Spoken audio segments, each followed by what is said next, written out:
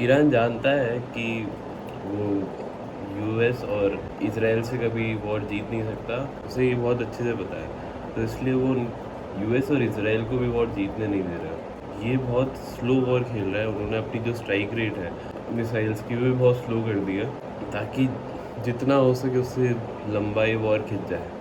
और जितना ये लंबा वॉर खिंचेगा उसमें रशिया और चाइना का भी उतना ही प्रॉफिट है। तो सीक्रेटली चाइना और रशिया भी इनको सपोर्ट कर रहे हैं इसमें।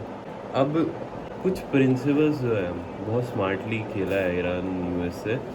पहला तो कि कॉस्ट ऑफ मिसाइल्स और जो शहीद ड्रोन है, शहीद 136, जो बहुत ही अफोर्डेबल है इन कंपैरिजन ऑफ जो मिसाइल्स इंटरसेप्ट करने के लिए यूएस और इजराइल यूज़ कर रहे हैं। जो शहीद ड्रोन है वो 10 से 30,000 डॉलर के बीच में बन जाता है, जो कि मिसाइल्स यूएस यूज़ कर रहा है उनको इंटरसेप्ट करने के लिए। पैट्रियट हो गई और एरो हो गई, जिनकी कॉस्ट ही 1 से 15 मिलियन डॉलर आ जाती है।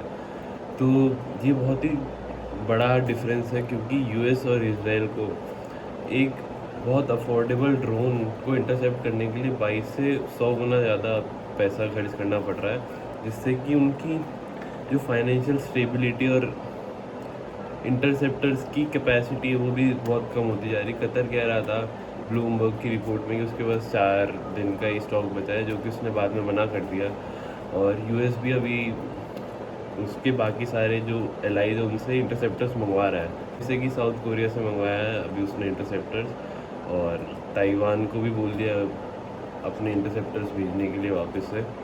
तो एक ये बहुत बड़ा रीज़न है कि ईरान बहुत स्मार्टली खेला है इसमें, और फेजेस में जो है अपनी मिसाइल्स लॉन्च कर रहा है ईरान। सेकंड है, ईरान ने जो है सारे मिडिल ईस्टर्न कंट्रीज़ जो है कि उसने विश्वास तोड़ दिया है यूएस के ऊपर से, क्योंकि वो सिचुएशन हैंडल नहीं कर पा रहे। और अभी कल ही शायद उन्होंने कहा कि अगर आप मना कर देते हैं यूएस को उनके कंट्री से अटैक करने के लिए, तो मिडिल ईस्ट में फिर कोई भी मिसाइल गिरेगी नहीं।